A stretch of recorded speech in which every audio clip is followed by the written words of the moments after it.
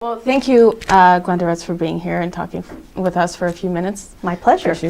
So the first thing I kind of want to go over is raising the bar of efficiency of education here in Indiana. So what have you been doing to kind of improve schools statewide? Well, one of the first things I did upon my election was actually reorganize the Department of Education. I formed the Division of Outreach for School Improvement. So now we have coordinators all around the state. Every principal in the state knows who their outreach coordinator is and can utilize them for getting resources to the local schools. To me, that is the most important thing that we do at the Department of Education, is to be sure we're supporting instruction.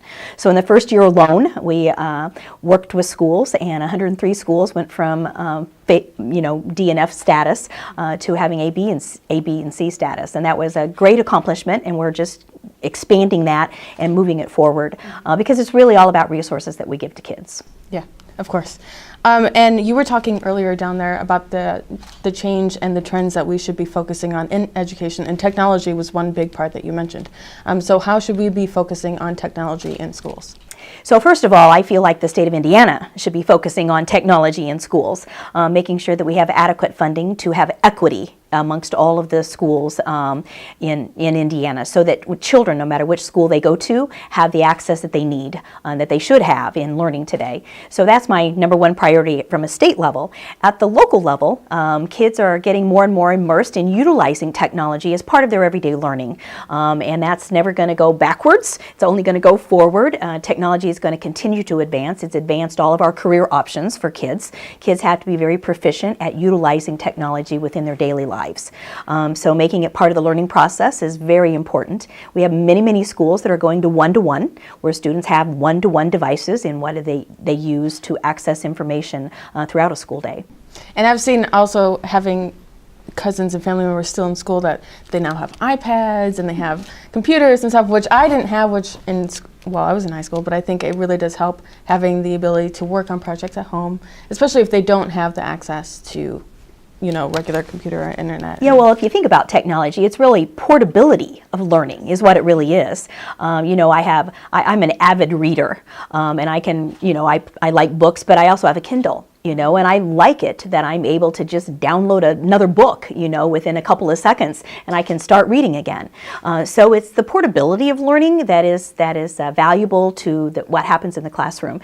I see a lot of flipped classrooms, whereby that's the concept where the teacher has the students view perhaps the lecture portion of what they might do in a classroom at home. And then when they come to school, it's all lab time.